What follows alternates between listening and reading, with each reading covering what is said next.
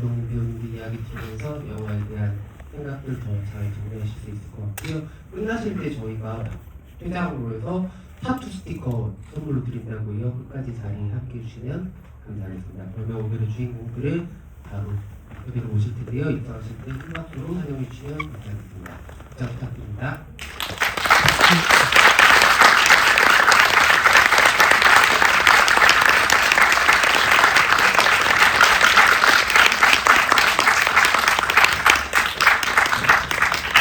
자리에 앉아서 이야기 나누도록 하겠습니다.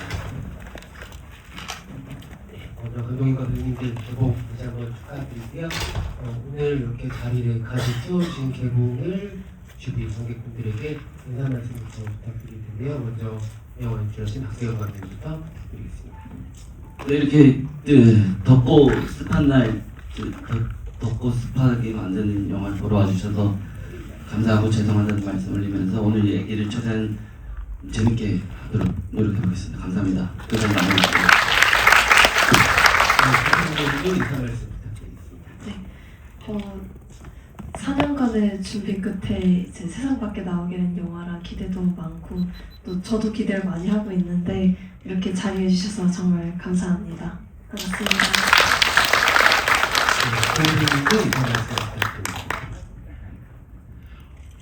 그 영화 끝났는데도 많이 남아주셨다는 거는 그 영화가 마음에 들었다는 것으로 저는 판단하고 있겠습니다. 감사합니다. 네, 그 감독님 말씀처럼 지느러미 속 그 날씨가 현실에서도 이어지고 있는 요즘이라서 개봉일이 기가 막히게 잡으셨구나라는 생각을 하고 있었고, 여러분들도 영화 끝나고 나가시면 영화 속의 습도 충분히 느끼실 수 있는 날이 아닐까 생각이 듭니다. 아까 김프로 배우님 잠깐 언급해 주셨는데 4년이라는 긴 시간이 걸려서 완성이 된 작품이고, 정보를 찾아보신 분들은 아시겠지만 코로나 때 본격적으로 작품이 진행된 걸로 알고 있어요. 개봉에 이렇게까지 제가 알기로 무려 300번의 편집본을 보는 과정이 있었다고 하는데, 감독님 감회가 남다르실 것 같아요. 어떠신지 개봉 소감부터 여쭤보도록 하겠습니다. 네, 저희 영화는 이제 첫 시작할 때 포부는 빨리 찍고 빨리 편집해서 이전에 찍었던 영화의 어떤 부끄러움과 이 자기 혐오를 빨리 덮어버리자라는 포부를 시작했습니다. 근데 이제 편집 기간이 길어지면서 이제 거의 4년 내내 자기 혐오와 뭐라고 했죠? 자기 혐오와 저는 자기 혐오란 말을 한 부끄러움. 제가 부끄러움을 매일 마주하는 날들이 이어지고 이제 어느새 20대 중반에 시작한 영화가 이제 20대 후반이 되면서 마무리 지게 된 것에 대한 감사함과 이제 자기 혐오가 조금 사라진 상태로 끝날 수 있어서 참 행복하다는 생각이 듭니다. 네. 감독님의 뭔가 부정적인 감정들이 사라졌다니까 너무 다행이라는 생각이 들고요. 아마 배우님들 처음에 이 작품 제안 받으시고 개봉까지 긴 시간 기다리셨을 때 있을 것 같고, 사실 이 작품 같은 경우에는 쓰여진 글과 그리고 현장에서의 촬영과 완성된 영화가 다 다른 작품이었을 것 같아요. 저희도 보면서 한국은 분명한데 저 작품에 저런 씬들을 어디서 찍었을까가 너무 궁금해지는 장면들도 많았고, 그리고 찍으시면서도 영화가 도대체 어떤 완성본으로 나한테 다시 돌아올까라는 생각들도 많이 하셨을 것 같은데, 영화의 처음과 또 개봉하면서 느끼는 감정들 두 분 배우님께도 여쭤보고 싶은데요. 푸른 배우님 어떠셨습니까?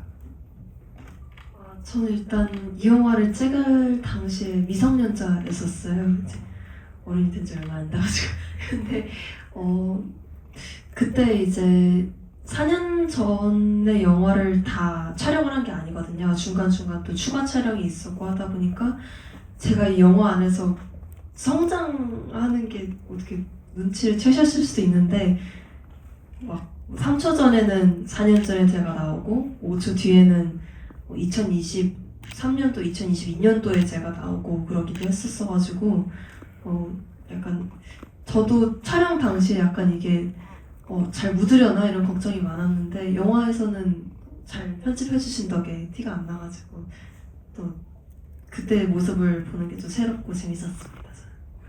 네, 고 배우님은 어떠셨어요? 저도 오랫동안 촬영을 하면서 그 영화에서도 많이 달리고 그런 장면들이 많은데 당시에는 잘 달리지 못했습니다. 운동을 되게 못했는데 지금은 운동을 너무 열심히 잘 달리고 있고요. 그래서 지금 다시 찍으라고 하면 사실 더 잘 찍을 수 있을 것 같긴 한데 달리는 씬들은 네. 그리고 아무튼 뭐 변화는 이렇고요. 지금 오늘 개봉을 하는 것도 좀 약간 좀 약간 실감이 그렇게 크게 나진 않는 것 같습니다. 사실은 이게 그동안 했던 것들이 이제 정식으로 여기 관객분들께 전달이 된다는 것에 대한 그 실감은 아직 정확히 잘 안 나는 것 같습니다. 아마 이제 관객분들이 전해주시는 반응들, 이야기들 들으면서 영화도 완성이 되어갈 것 같고 배우님들도 못 보던 부분들 발견하는 재미들을 찾을 수 있을 것 같다는 생각이 듭니다. 사실은 영화 끝나고도 완벽하게 이 영화의 세계관을 다 흡수했다고 자신할 사람이 많지 않을 거라고 생각을 해요. 저는 이 작품을 2번 봤는데 물론 다른 버전을 보긴 했지만 세영 감독님 전작들에 비해서 저는 감각보다는 감정이 되게 많이 오는 작품이어서 어떤 신들이 되게 오래 좀 뚜렷하게 남을 것 같다는 생각이 들었고 오늘 다시 봤거든요. 되게 슬프다는 생각을 많이 했어요. 어떤 순간들 특히 이하랑 수진이 마주보는 순간들에서 생각보다 큰 슬픔 같은 것들이 느껴졌고 감독님이 아마 많은 관객들의 반응을 통해서 감독님도 이 작품의 완성이라는 것을 생각하시겠지만 어떤 이야기를 마지막 편집본에서 가장 많이 전하고 싶으실지도 궁금하더라고요. 네, 요 이야기는 이제 저희 코로나가 시작할 때에 탄생을 했는데요. 저희 친할머니의 죽음과 함께 시작된 영화입니다. 친할머니가 이제 코로나에 걸리셔서 처음 이제 코로나가 한국에 유입됐을 때 걸려서 이제 그때 병세가 엄청 빨리 악화되고 돌아가셨어요. 근데 돌아가기 직전과 직후에 정부의 어떤 대처 방안이 너무 비상사태였다 보니 이제 대면으로 만나지 못하고 이제 바로 이제 장례 과정 치르지 못하고 저희가 그 조문객들 받는 그런 절차들도 못 거치고 바로 이제 유골함을 마주하게 되는 상황이었습니다.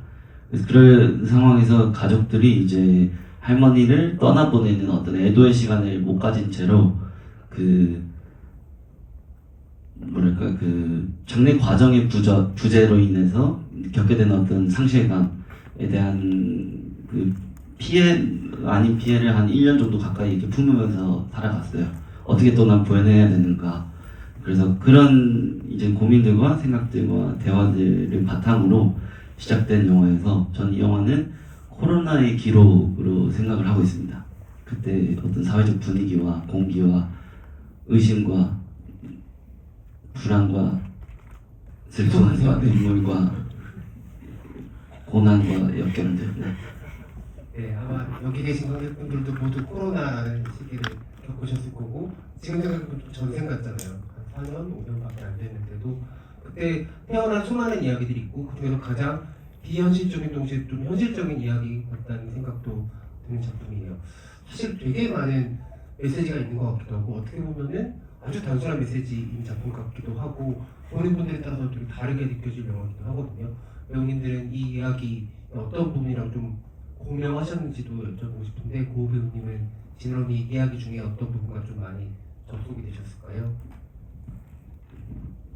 저 같은 경우는 그 어떤 이 영화에서 어떤 차별이라는 것들 그리고 어떤 그냥 이렇게 그 단어가 잘 생각 안 나는데 뭐 아무튼 이렇게 편견 같은 그런 것들에서 출발을 한다고 생각을 했습니다. 물론 이런 것들을 정확하게 박세영 감독이 구체적으로 이 영화에 대해서 물어보진 않았습니다. 저는 일단 박세영 감독이 하는 어떤 세계관이나 그런 것들에서 일단 너무 마음에 들었고요. 캐릭터가 마음에 들었고 그 안에서 할 수 있는 대사들 자체가 제가 너무 해보고 싶었던 대사들도 많았기 때문에 그걸 그대로 하고 싶었던 거고 그리고 좀 어떤 움직임들에 조금 더 즉각적인 반응을 하기 위한 그런 것들을 준비했던 것 같아요. 그래서 세계관 자체에서 제가 많이 느낄 수 있는 게 있었을까라고 했을 때 이거를 오히려 더 많이 모르고 가는 게 이 캐릭터 자체에서 더 낫지 않았을까 하는 것도 있었습니다.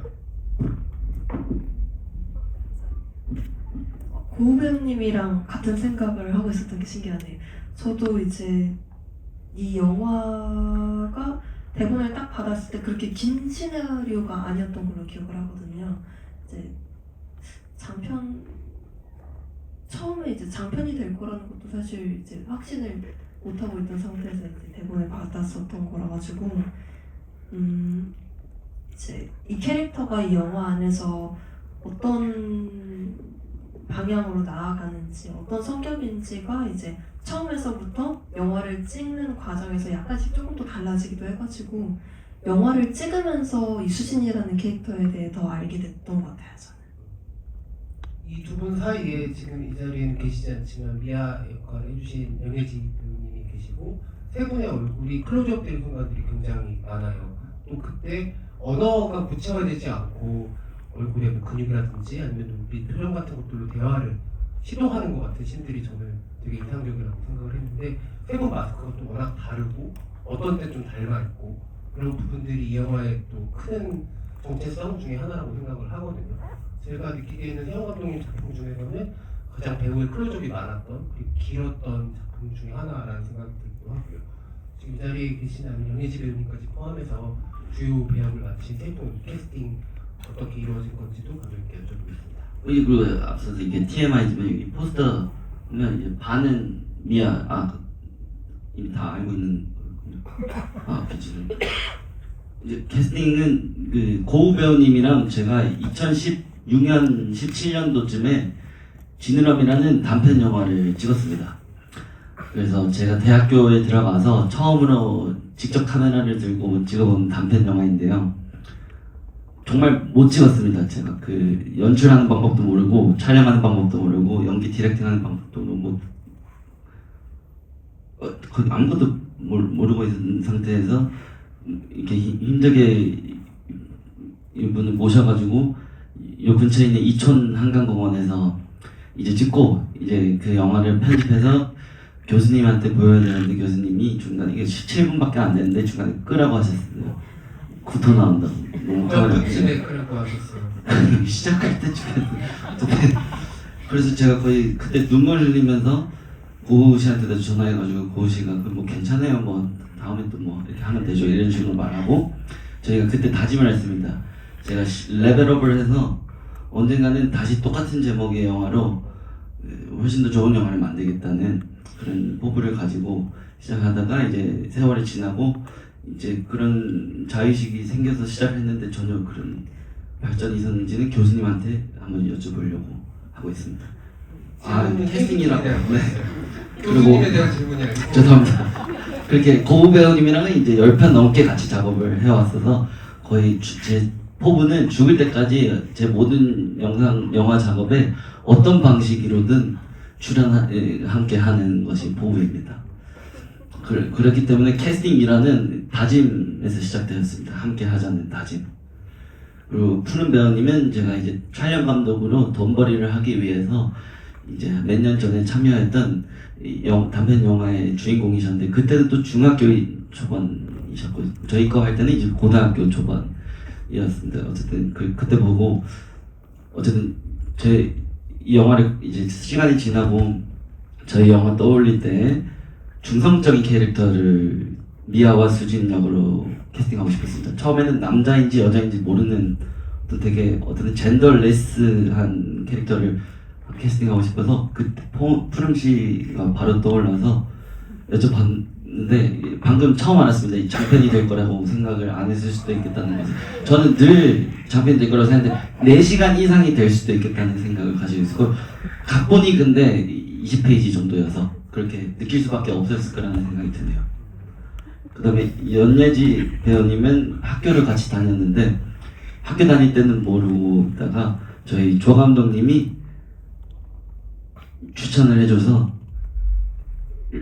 이게 출연을 부탁드리고 했습니다. 감사합니다. 박수 한번 부탁드리겠습니다.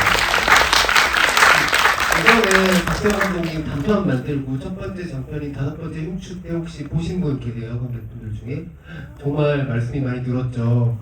얘기하다가 울 뻔하고 막 그랬거든요. 근데 정말 많은 발전이 이루어졌다고 생각을 하고 올해 또 슬라이드처럼 뮤트까지 개봉을 하시고 이렇게 관객들 만나는 자리가 많아지다 보니까 장족의 발전을 하는 현장이 자랑스럽습니다.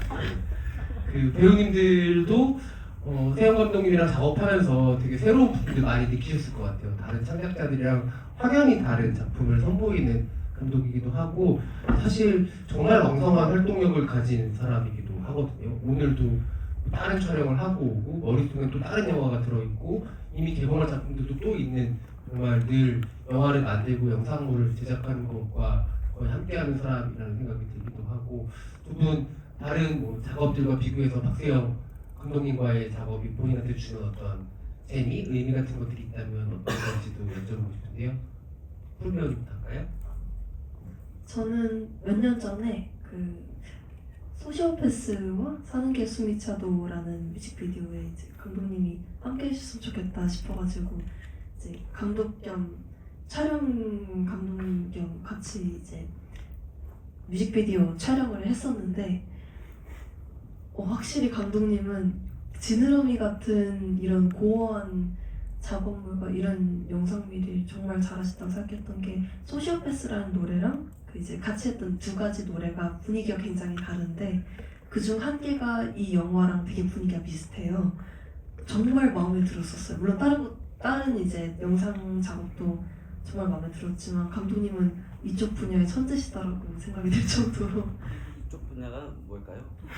스릴러와 디스토피아와 뭔가 고어한 이런 빨간색의 정치색 말할 게 아니다 이런 붉은 빛의 이렇게 말하니까 너무 붉다니까 공손하니까 하여튼 이런 잔인한 이런 류를 잘 다루신다 천재시다라고 생각했습니다. 감독님 천재.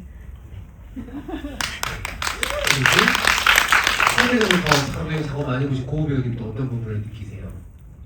저는 사실 다른 감독님들과 작업을 해본 적이 없어요. 그래서 저는 당연히 이게 디폴트라고 생각을 했고요. 이 친구가 하는 게 그래서 비교 대상이 없는 상태거든요. 그래서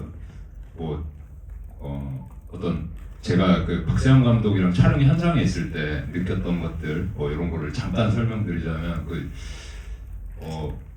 좀 어떤 다른 데서 많이 표현을 했지만은 좀 프리체즈를 하는 느낌이에요. 이 디렉팅이든 이런 것들이 조금 더 자유롭고 그리고 본인이 그거를 어떤 카메라로 이렇게 자유롭게 하는 그 연기를 최대한 담아보려고 하는 그런 것들이 있어가지고 저는 그게 좀 특색이 아닐까 하는 것도 있습니다. 그렇다면 고우 배우님 혹시 한 편 한 편씩 더해지면서 필모그래피가 조금 달라진 점도 느끼세요? 물론이죠. 갈수록 그 디렉션이 되게 유연하고 그리고 사람 기분 안 나쁘게 잘하고 하는 건 확실히 있더라고요. 초기에는 어쨌단 말씀이신가요? 초기에는 기분 나쁨은 아니고요. 절대 그런 건 아니고 많이 디렉션을 많이 못했어요. 오히려 엄청 많이 못하고 그때 저번에도 잠깐 얘기를 나눴는데 예전에 디렉션을 너무 안 해주셔갖고 이렇게 어떠냐 그랬을 때 좀 무서워서 저한테 접근을 못 하신 적도 있었고 초반에는 보면 지금 장족의 발전을 하신 것 같아요. 그 고우 배우님을 처음 캐스팅한 이유도 무서워서 캐스팅했습니다. 대학교 1학년이었고 그때 나이가 저보다 11살 더 많은 사람이 이제 앞에 나타났는데 쳐다보지를 못하겠어요. 전 19살이었는데 어쨌든 그래서 이 쳐다보지 못하는 사람을 카메라 빌미로 최대한 포착을 하고 싶다라는 생각으로 해서 지금은 베스트 프렌드가 됐습니다. 네. 어쨌든 아주 큰 애목을 느꼈다라고 두 분의 첫 만남을 얘기해도 될 것 같은데요. 얼마 전에 되게 이슈가 될 만한 기사가 난 적이 있어요. 본인의 개인 SNS에도 올리신 걸 제가 봤는데 지난주에 호프가 개봉을 했잖아요. 그래서 호프와 맞붙는 지럼이라는 기사가 나서 너무 고통스러워하시는 거를 제가 봤는데 호프 혹시 보신 분 계세요? 근데 아마 유사성을 느끼실 수도 있을 것 같아요. 왜냐하면 이게 어떤 의미로든 SF 영화라는 장르적인 특성을 공유하고 있고, 그리고 전혀 다른 방식이지만 둘판 다 추격전인 이야기이기도 해요. 감독님도 아마 그런 기사 보고서 좀 당황하기도 하셨겠지만 그래도 좋은 감정도 있으셨을 텐데 그 장르에 대해서는 어떻게 생각하고 접근하신 건지도 여쭤보고 싶었어요. 글 쓴 이가 너무 미웠습니다. 그래서 솔직히 말하면 이제 비교할 영화를 비교를 했는데 이게 하고 저희 이게 네 이렇게 너무 잔인한 기사라고 생각을 했어요. 아닙니다. 어쨌든 세계관 측면에서 관객들이 흥미롭게 느낄 수 있는 지점을 전해주는 두 편의 작품이라서 기자님도 좋은 의도로 저는 쓰셨을 거라고 생각이 들고, 사실 지느러미 초반에 설정과 세계관이 되게 좀 촘촘한 편이에요. 근데 그 이후로는 이야기가 더 많은 게 더해지진 않거든요. 그래서 그 설정과 세계관을 초반에 받아들이고 따라가느냐 아니면은 받아들이지 못하느냐의 차이에서 오는 약간의 이탈도 있을 수 있을 거라고 생각이 드는데 그 초반 설정들에 대해서 조금 더 설명을 해주실 것 같아요. 네, 이 영화의 첫 투자자인 전고은 감독님이 계십니다.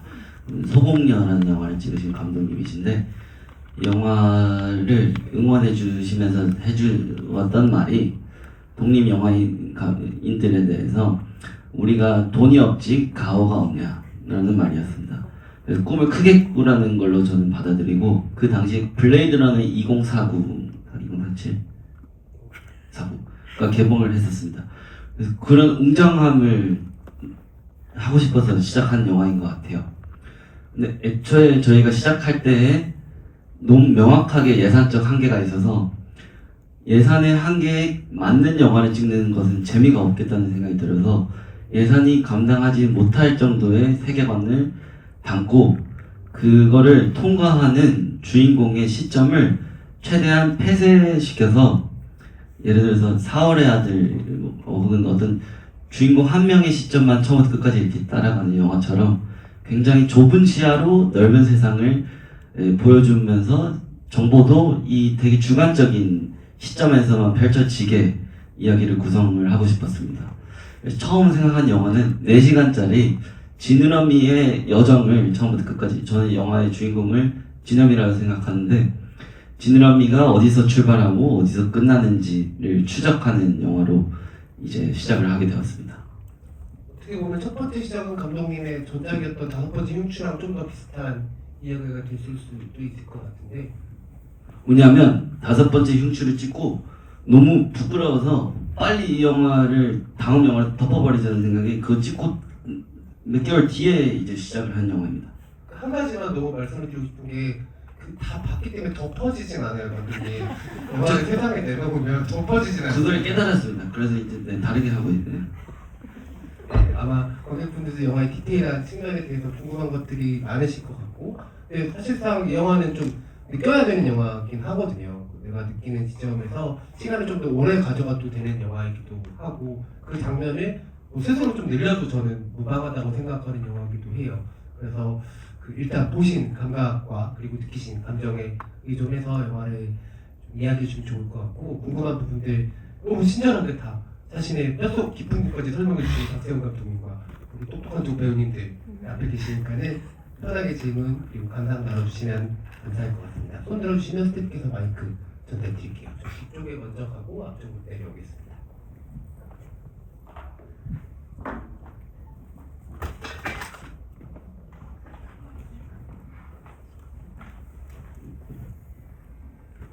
네. 네, 우선 감독님 영화 너무 잘 봤습니다. 너무 재미있게 봤고요.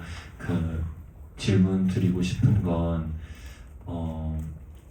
제가 처음 감독님 영화 봤던 게 슬라이드 스트럼 뮤트를 처음에 봤는데 거기에서도 되게 요 장면 되게 인상적이다 싶었던 부분이 거의 후반부에 폐차장에서 그 나왔던 컬러이기도 하고 오늘 본 지느러미에서도 굉장히 많이 나왔던 그 색깔이 되게 거의 그을린 듯한 완전 황폐한 그런 모노톤의 붉은 이제 장면들이 많더라고요. 그리고 또 낚시 카페에서 그 실내 낚시터에서 되게 엄청 엄청 찬란하게 막 물에도 반사되고 이런 되게 화려한 조명들이 많았었는데 그런 좀 장면을 만드는 감독님만의 어떤 노하우가 있는지 그게 좀 궁금합니다.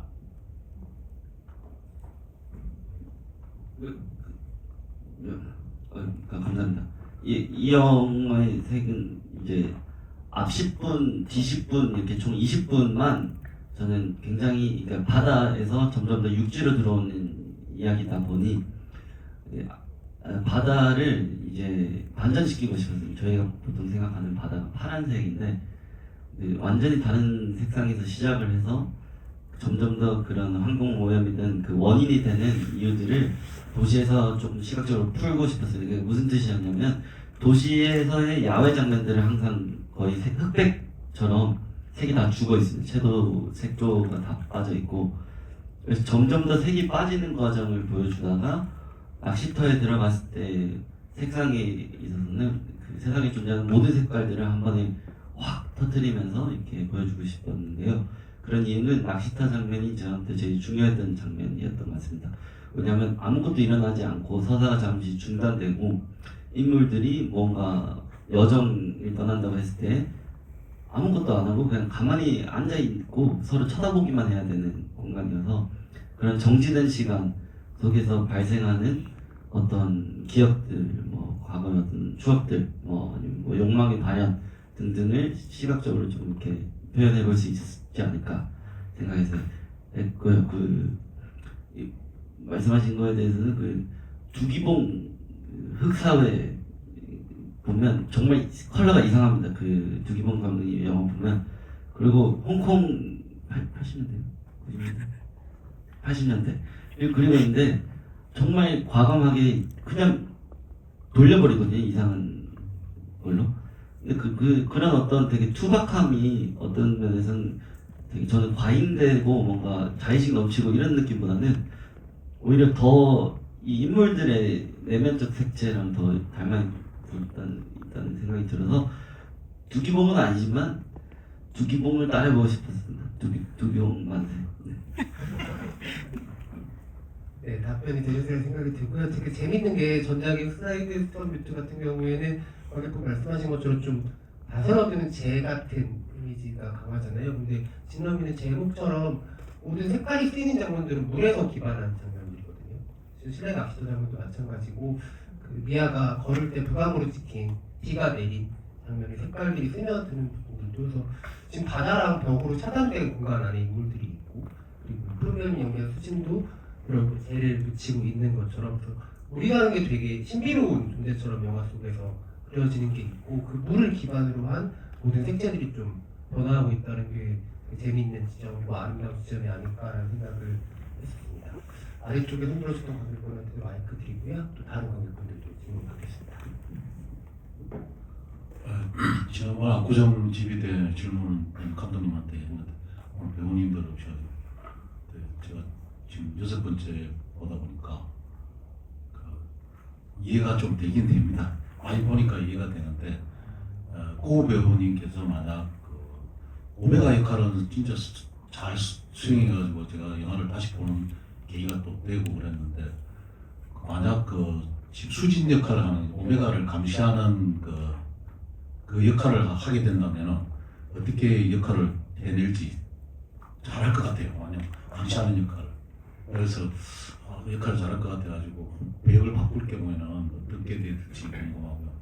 김푸름 배우님은 수식으로 많이 더 춤춰서 따뜻했다고 제가 봤거든요. 노래 진짜 잘하는 걸 제가 준우승까지 한 것까지 봤는데 그 이후에 노래가 쉬운지 아니면 연기가 쉬운지 그게 좀 궁금합니다.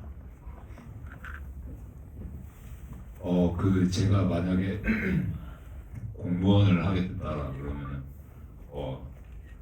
또 열심히 뛰어다니면서 장면 씬들을 박세현 감독이 포착하지 않았을까 싶습니다. 네. 열심히 했을 것 같아요. 그거에 충실하게. 감사합니다. 근데 저는 개인적으로 고 배우님이 맡으셨던 오메가 같은 처지에도 오메가를 도와줄 수도 있겠다는 생각이 약간 들었어요. 캐릭터 성격상 그런 면도 있다고 생각했었어요. 네, 제가 과몰입 한번 해봤습니다. 네. 아까 질문이 맞아요. 싱어송라이터가 쉬운지 배우가 쉬운지 여쭤봤는데 사실 쉬운 걸 따지면 싱어송라이터가 훨씬 쉽다고는 저는 생각을 해요. 아무래도 이제 저는 싱어송라이터로서 작업을 할 때 집에만 있거든요. 작업실에만 틀어박혀서 이제 바깥에 해를 안 보고 계속 작업을 하는데 물론 이제 육체적으로는 이게 훨씬 쉽다고 볼 수 있는데 정신적으로는 쉽지 않은 것 같기도 하고 사실 어느 게 더 좋냐라고 여쭤보신다면 대답을 하지 못할 것 같은데 어떤 게 더 쉽냐고 여쭤보시면 아무래도 집에서 혼자 틀어박혀서 작업하는 게 쉬운 것 같습니다. 아무래도 영화 찍을 때 많이 뛰어다니고 촬영장에서는 안 힘들어 하시는 분이 단 한 명도 없거든요. 그만큼 열심히 만든 영화니까 네 저희 지느러미 제 말을 안 부탁드립니다. 뻔뻔했나? 네 감사합니다. 그러면 이제 한 가지만 더 여쭤보자면 계속 같이 병행하면서 이어가실 거죠? 네, 저는 사실 배우로 먼저 데뷔를 하기는 했거든요. 근데 음악을 하게 된 계기가 배우로 계속 활동을 하다 보니까 제가 창작자가 아니라 아무래도 기술자에 좀 더 가깝잖아요. 연기라는 기술을 하는 배우이기 때문에 먼저 캐스팅 제의가 들어오지 않거나 아니면 제가 열심히 발빠르게 돌아다니면서 오디션을 보아도 합격이 되지 않으면 저는 이제 일을 못하는 백수신세인 거죠. 아무래도 이제 뭐 다른 배우님들을 비하하는 바람은 아니지만 아무래도 많이 유명하지 않거나 또는 이제 이런 독립 쪽에서 활동하는 배우로서는 조금 일하기가 힘들다고 느끼긴 했었어요. 그래서 이 일을 하면서 유지함과 동시에 다른 내가 직접 창작할 수 있는 어떤 분야에서 내가 감독님처럼 스스로 홀로 해낼 수 있는 일이 무엇일까 생각하다가 작곡을 생각하게 됐고 그러다 이제 자연스럽게 음악이랑 연기를 병행하게 됐던 것 같아요. 아마 두 작업이 서로 영향을 주는 부분이 앞으로 너무 많을 것 같아서 나중에는 태영 감독님 작품에 또 음악으로도 함께할 수 있는 때가 오면 재밌겠다는 생각도 해보게 되는 것 같습니다. 오 배우님처럼 네 어떻게든 껴주신다면 그래서 조명이라도 저렇게 들고 있으면 감사합니다. 네. 또 다른 관객분 가운데 계신 분한테 먼저 드리겠습니다.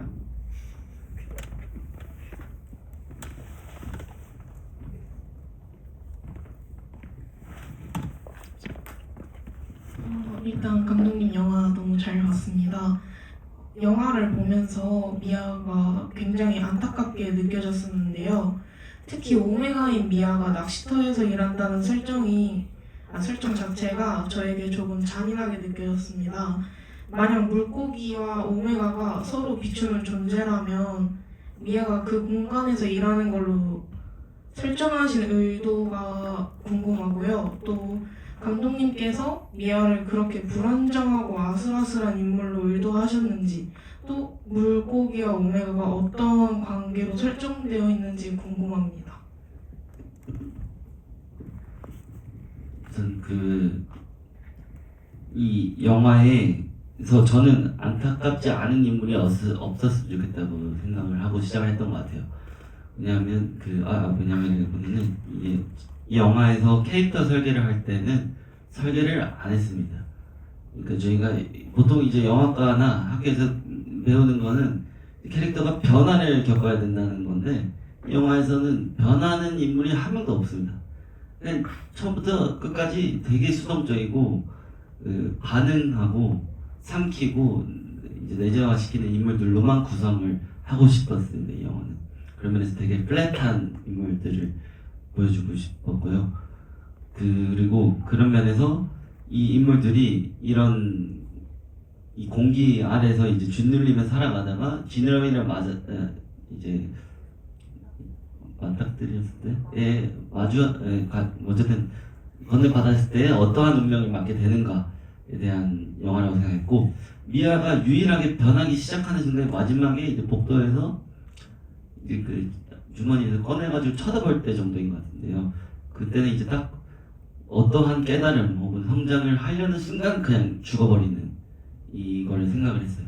이 영화의 사회는 그런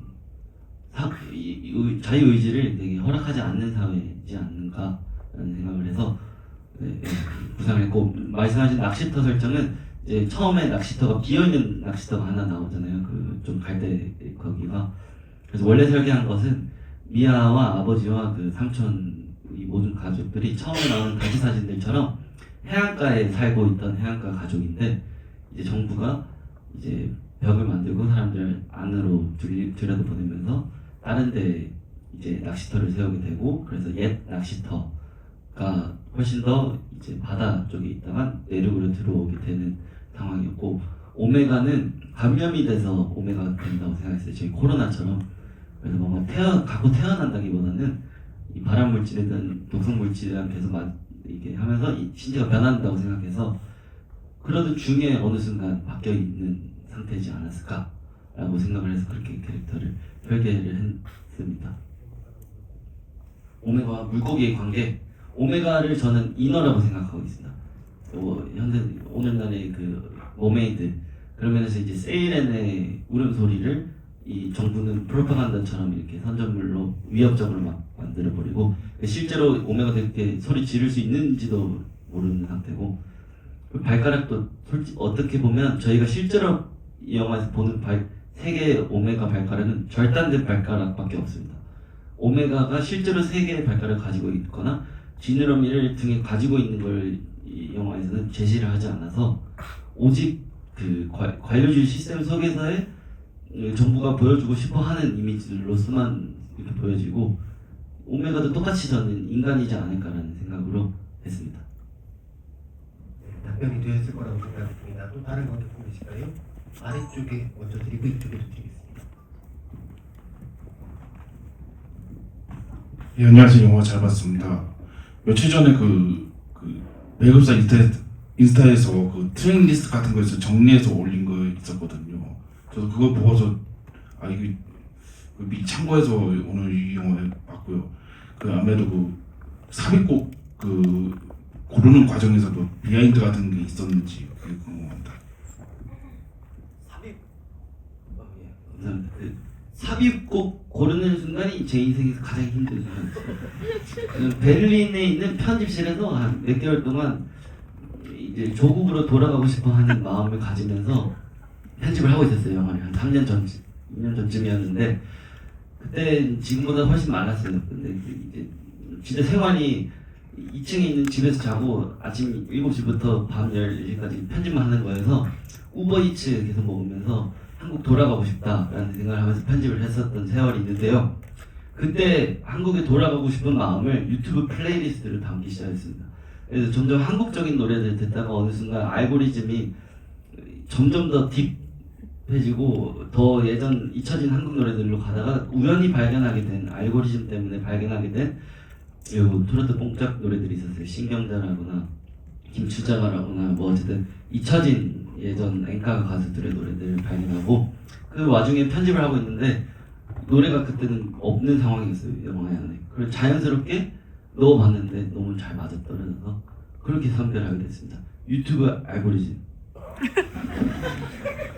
근데 이게 너무 재밌는 게 통일 한국이라는 설정 있잖아요. 근데 감독이 편집하던 데는 베를린이라는 곳이고, 그쵸? 우연의 일치일 수도 있지만, 근데 영화 속에 보면은 2099년에 통일 한국을 배경으로 하고 있는데 언제 통일이 이루어졌는지는 잘 모르겠어요. 그리고 어떤 식의 미감 같은 부분에서 약간 북한이 주도한 통일이 아니었을까라는 생각이 드는 순간들도 있고, 저 인물들 중에는 남한에서 온 사람들도 있을 거고 북한에서 온 사람들도 뒤섞여 있는 것 같아요. 그런 설정들이 관객들이 들어가서 되게 이야기를 좀 펼칠 수 있게 하는 부분들이 많은데, 어느 정도까지 관객들이 개입을 해서 이야기를 만들어줬으면 좋겠는지 궁금해요. 저는 미국의 개입이 사라진 한국을 그리고 싶었습니다.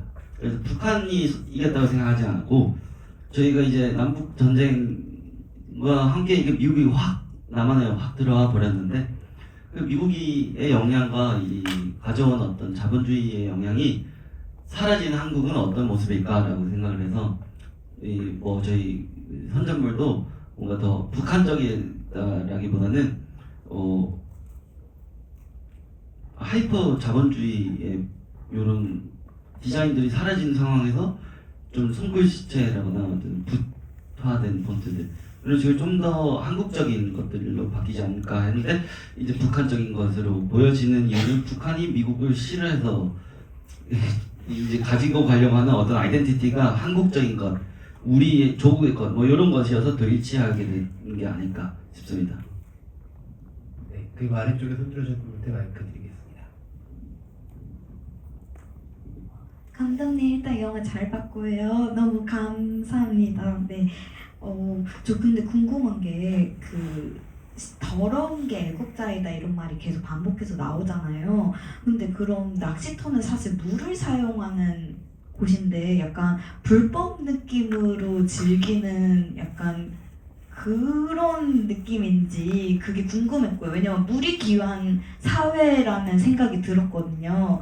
그리고 두 번째는 푸른 배우님께 질문 드리고 싶었는데 그 어머니한테도 약간 오메가 별거 아니던데 뭐 이렇게 얘기를 하면서 저는 느낀 게 오메가가 인간하고 다르다기보다는 조금 좀 인간적으로 바라본다라는 생각도 들었는데 그 마지막에 그 미아와 수진이 계속 대치되면서 바라보는 게 너무 강렬했거든요. 그래서 그때 느낀 감정이 인간적으로 좀 더 미안하다 이게 더 중심으로 두셨는지 아니면은 그럼에도 뭐 엄마에게 계속 듣는 오메가는 혐오하고 이런 증오하는 존재로서 내가 해야 된다 이거를 중점으로 두셔서 연기를 하셨는지 그것도 궁금했습니다. 빨리 대답해 낚시터에서는 인공물로 생각했습니다. 이 영화에서는 브리타 필터가 더 이상 존재하지 않기 때문에 어떤 정화의 방식도 생각해야 되지 않을까라고 저희 친애하는 그 공동 프로듀서 필립 보베리가 제안을 해서 그분은 세계관 만들기에 정말 집착적으로 몰두를 하셔가지고 조금이라도 이 법칙이 어긋난다 싶으면 진짜 발악하면서 이 세계관을 꼭 지켜야 된다고 해서 인공물에 대한 설정을 추가를 해주셨고 그래서 낚시터의 물은 인공물이고 이 인공물이 어쨌든 그 보시면 마시고 싶은 물은 아니까 이제 그렇게 생각하고 이 얼굴 이렇게 돌아온 거는 그냥 어쨌든 그걸 시작하게 된 이유는 이가 되게 이분법적인 것 같아요. 영화의 논리가 넌 나쁘고 나는 착하고 인간은 좋고 오면은 안 좋고 뭐 계속 이런 식의 이분법 너는 괴물이고 만나 뭐 이런 식으로 만드는데 그걸 말하고 있는 인간들이 거울을 조금만 보면 조금 더 자기들도 그렇게 뭐 예쁘장하게 생기진 않았다 라고 생각할 수 있지 않을까. 예.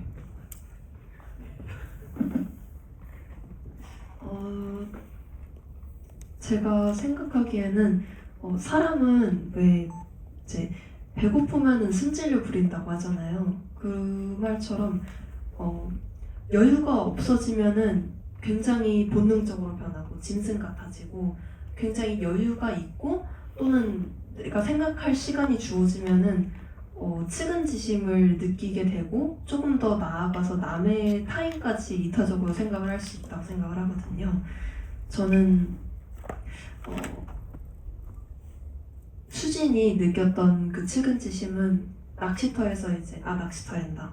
바닷가에서 이제 공무원들에게 발길질을 당하고 막 소독 방역 이런 스프레이들로 숨을 못 쉬면서 계속 도망다니는 발을 질질 끌고 다니는 그렇게 계속해서 탄압 뭔가 압박만 당하는 오메가들을 보니까 저 친구들은 약간 나보다 약자구나 라는 그 심리적 여유감이 생기니까 이 짐승들은 나를 해칠 수 없다라는 어떠한 그 생각이 생기니까 여유가 든 게 아닐까, 수진이 자기도 모르게 측은지심을 가진 게 아닐까라는 생각을 했는데 중간에 이제 수진이 피아노 소리, 페달 소리를 잘못 듣고 그 피아노 학원에서 미아가 피아노를 치는 소리를 이제 그 아까 말씀하셨던 세이렌의 비명 소리로 오해를 하고 겁을 먹는 장면이 있잖아요.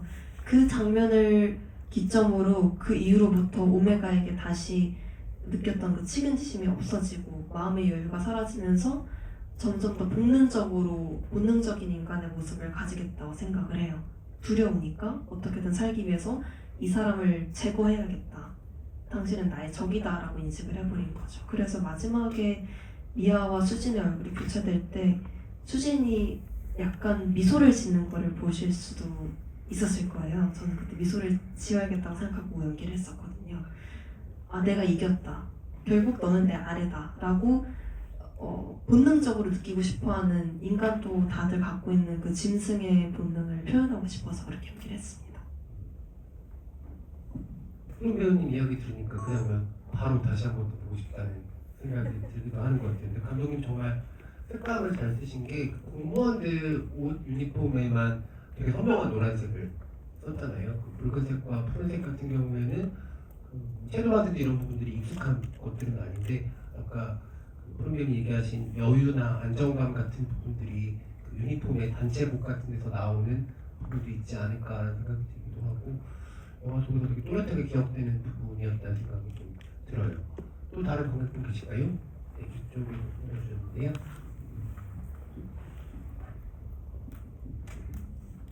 궁금한 게 있었는데 영화를 보면서 그 미아가 그 발 모형을 거들어 갔을 때 그 피부 이식은 싫다고 하면서 그때 진짜 같지 않다라는 얘기를 했잖아요. 이게 그 사람 속에 충분히 숨어 사는 게 아니라 어떤 인간 자체에 대한 동경 때문에 그런 얘기를 한 것인지.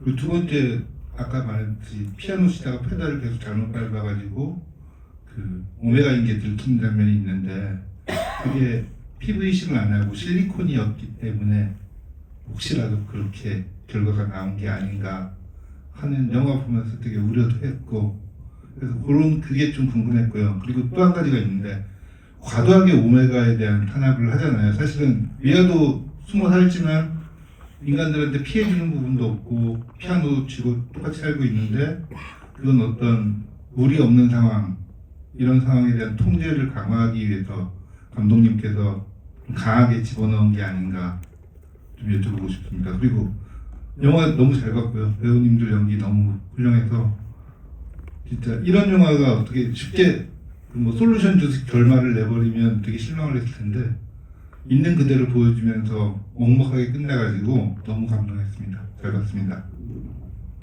네, 감독님 답변하시기 전에 그 관객분 너무 좋은 말씀 해주셨는데 오늘 이 자리에 와 계신 분들이 아마 진롬이 가장 큰 응원군들이지 않을까라는 생각이 들고 그리고 또 CCTV에서 보셨으니까 여러분들이 그 진롬이의 달걀을 지켜주셔야 합니다. 달걀은 깨뜨리면 안 됩니다.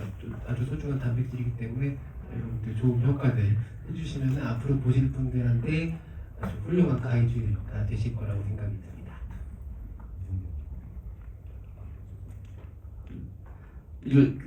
저희가 이제 일단 피아노 연습을 하는 곡이 에릭 사티, 진노 PD 3번 곡이고요.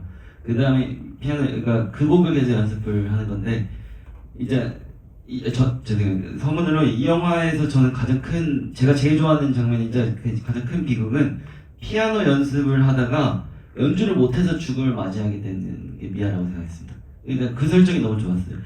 페달을 잘못 밟았다고 의심받고 죽게 되는 과정, 이 연쇄적인 과정, 이 영화의 가장 터무니없는 비극이라고 생각을 하고 있었어요.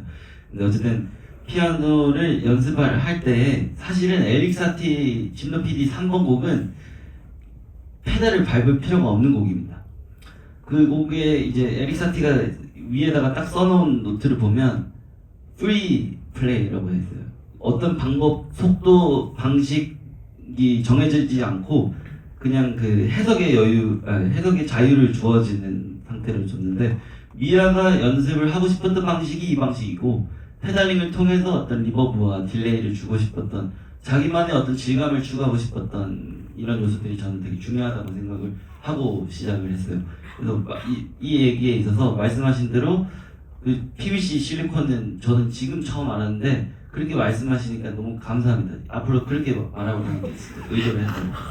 제 의도는 고우 씨가 벗긴 후에 다시 제대로 그 의족을 쓸 여유나 어떤 정신머리가 없어서 대충 씌워서 이제 페달 밟을 때마다 이게 이제 그렇게 된다고 생각을 했어요.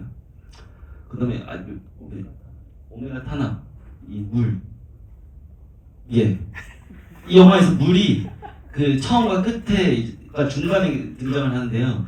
저는 이 영화를 어떤 장래 의식 과정, 그러니까 장래 과정을 보여주는 영화라 생각했습니다. 누군가가 죽었고 그게 그 시체 부위가 존엄성 있게 묻히고 싶다고 하는데 그러다가 어디로 가게 되는가 했을 때 그 지느러미는 벽 안 어딘가에 내팽개쳐지고 전혀 불품없는 어딘 그림자 속으로 사라지고 지느러미를 이제 얘 무게를 짊어지게 된 그 딸이 오히려 다시 장벽 밖으로 나와가지고 아빠가 죽은 바다에 다시 던져지는 요 과정, 이 얼티밋 비극이지 않나 라고 생각했어요. 그리고 이제 오메가들이 또 청소하고 있는 거는 물이고 근데 오메가들이 버려지는 것도 물이고 이 영원한 사이클이 어떤 면에서는 장벽 안과 밖에서의 이 논리와도 비슷하다고 했고 역사가 반복된다라고 생각을 했던 거고 그다음에 그 엔딩에 대해서 그렇게 말씀해 주셔서 너무 감사합니다. 그 어쨌든 제 서사 창작 능력의 부족함도 있겠지만 저는 나이가 들면서 느낀 거는 그 이제 더 이상 부모님이 주변에 많이 없고 만날 날들이 별로 없어서 정답을 알려주는 사람이 별로 없습니다. 어릴 때는 뭐 예를 들어서 뭐 세상 왜 이래 하면 뭔가 대충 말해주셨는데 이제는 물어봐도 엄마 아빠도 아무것도 모르고 저도 모르고 주변 사람도 모르고 아무것도 모른다는 생각인데 처음에는 뭔가 어떤 해답을 빨리 찾으려다가 그냥 지금은 모르고더라도 어떻게 살아갈 의지를 찾으면 좋지 않을까라는 생각에 코로나 때 이런 생각들을 해서 이런 심상이 담겨 있는 것 같습니다. 네, 너무 놀란 게 서영 감독님이 그 말씀하신 길 잃는 것처럼 어쨌든 목적지로 이야기를 끌고 나가는 게 놀라운 드라이빙 실력이라고 지금 생각을 했어요. 그래도 이렇게 말씀을 잘 끝마주셔서 너무 감사드립니다. 네. 그 아까 고우 배우님, 푸른 배우님 두 분 다 영화에 되게 중요하게 와닿았던 부분이 평양이라는 얘기를 해주셨는데 사실 평양이 가장 빨리 나을 수 있는 자식이 혐오거든요. 오메가라는 존재는 그런 것에 대한 아주 긴 세월 동안 이어져 왔던 여기 쌓았던 벽만큼이나 길게 이어져 그런 이야기들을 던지는 존재들이 아닌가 싶고 사실 수많은 미아들이 저 세계관 안에 있을 거라고 생각이 들어요.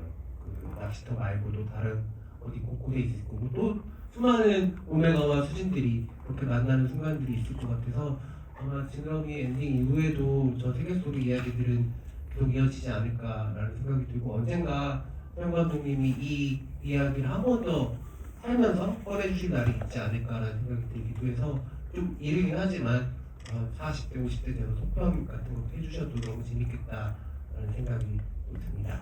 오늘 개봉 취재하신 분들 너무 다시 한번 감사드리고요. 앞으로도 서영 감독님과 또 수많은 영화 만드신 창작자인 감독님들과의 대담 행사들이 기획이 되어 있는 걸로 알고 있어요. 그리고 작품이 또 잘 돼서 많은 분들이 사랑을 받으면 우리 푸른 배우님 또 고우 배우님 그리고 지금 이집트에 계시다고 들었는데 연혜지 배우님까지 함께하는 시간이 또 있지 않을까 싶어서 여러분들 오늘 시작한 지느러미 여정에 많은 응원, 사랑 보내주시면 감사하겠습니다. 끝으로 세 분의 인사 말씀 들으면서 자리를 마무리할 텐데요. 왜 이렇게 흐뭇하게 쳐다보시죠? 네, 알겠습니다. 네, 고우 배우님과 인사 말씀 부탁드리겠습니다. 네, 오늘 개봉 첫날인데 많이 와주시고 그리고 GV 지금 한 분도 안 나가신 걸로 제가 알고 있는데 GV 재밌었다고 판단하겠습니다. 잘 감사하고요. 그리고 돌아가시는 길 조심히 잘 돌아가십시오.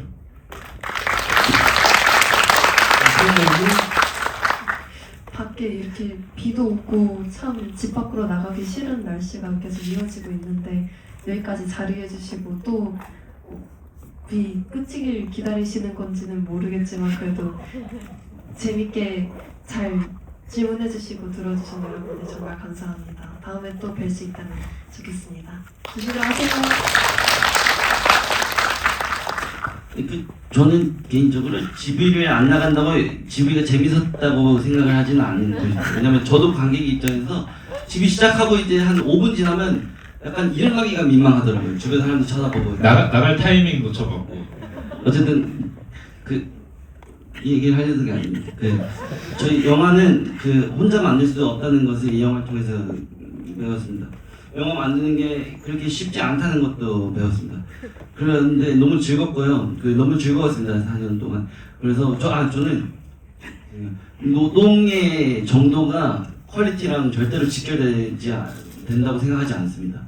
피 빠지게 하고 막 손가락 잃어가면서 뭔가를 하더라도 결과적으로는 영화가 별로일 수도 있다고 생각합니다. 당연한 거고. 그래서 어쨌든 이 과정을 함께 해주신 분들이 너무나 많고 몇백 명이나 함께 참여해주신 영화인데 독립 영화고 상업 영화고 뭐 어떤 영화고 떠나서 그냥 영화라는 게 끊임없이 정답이 없고 뭔가 다양한 거를 어떻게 도전을 하려고 하는 것을 항상 자극을 줘서 너무 즐겁게 하려고 하고 있다는 말을 하고 싶었습니다. 그래서 보러 와주셔서 감사합니다. 진행을 하겠습니다. 감사합니다. 오늘 감독님 배우님과 함께 관객분들 단체 사진 촬영하면서 마무리한다고 하는데요. 감독님 앞쪽에 관객분들 함께 잡아주시면 감사하겠습니다.